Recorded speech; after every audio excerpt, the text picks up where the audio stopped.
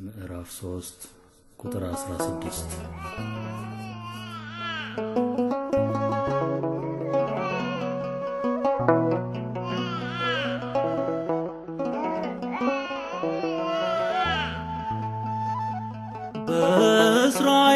በእስራኤል እንዲሆን በሰለሞን መንግስት በሁለት ሴቶች መሃል በአንድ ሕፃን ልጅ ምክንያት የሞተውን ትተው ባለው ይጣላሉ።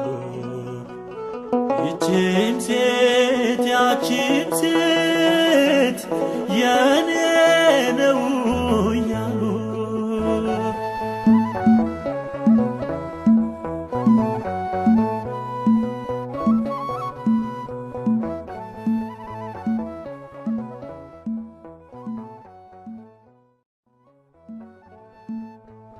በድቅድቁ ሌሊት ደጆቹ ተዘግተው ውስጤ የገባው ድምፅ ልቤን አሸተተው።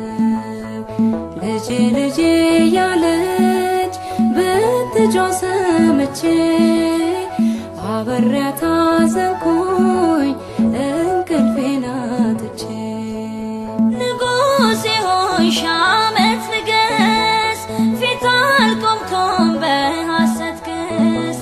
እውነት አለኝ ተበዳይ ነኝ፣ ያንተ ፍትህ ምታኖረኝ። እግዚአብሔር አለ በዙፋኑ፣ ንጉሥ አለ በዙፋኑ። ይፈርዳል አይፈርድም አዘኑ፣ ይፈርዳል አይፈርድም አዘኑ። እግዚአብሔር አለ በዙፋኑ፣ ንጉሥ አለ በዙፋኑ። ይፈርዳል አይፈርድም አዘኑ፣ ይፈርዳል አይፈርድም አዘኑ። በእርግጥ ልጇ ሞቶ በሕይወት የለም ዛሬ፣ ይህንን አውቃለሁ ነበርኩኝ አብሬ። ምናልባት ሕፃን ከመሰላት የእርሷ፣ ንጉሥ ሆይ ስህተት ነው ውሸታም ናት እርሷ። የኔ ልጅ ነው የኔ ልጅ ነው፣ ጌታ ያውቃል ከፋዬ ነው። ፍረድልኝ እኔ አልዋሽም፣ አትውሰጂው አይጠቅምሽም።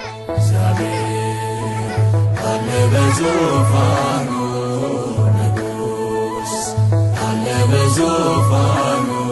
ይፈርዳል አይፈርድም አዘኑ፣ ይፈርዳል አይፈርድም አዘኑ።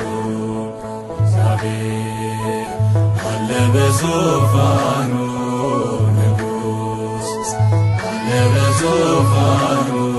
ይፈርዳል አይፈርድም አዘኑ፣ ይፈርዳል አይፈርድም አዘኑ። ንጉሥ በአእላፍ እስራኤል እልፍ ጉዳይ አለው፣ በዚህ ጊዜ ያጠፋ።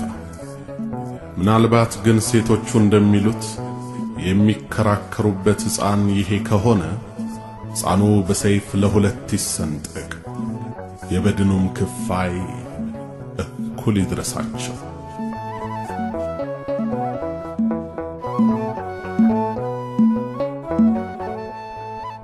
ባይሆን ይሄ ይሻላል ተገቢ ነው ፍርዱ፣ ሕፃኑ ሚሰንጠቅ ሁለት ይሁን አንዱ። ለእኔም ላንቺ ማይሆን ልቦና ያምርሯል፣ የማን ልጅ ተከብሮ የማን ልጅ ይኖራል። ንጉሥ ሆይ እባክህን አትግደለው አንዱን ልጅን፣ ባይሆን ስጣ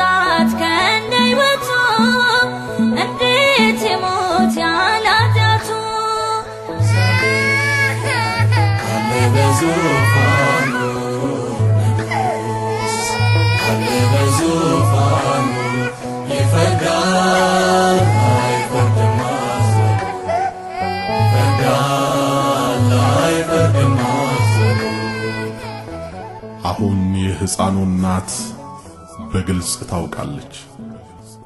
አንደኛዋ ሴት በሕፃኑ ላይ የተፈረደበት የሞት ፍርድ ሲያስደስታት አይተናል።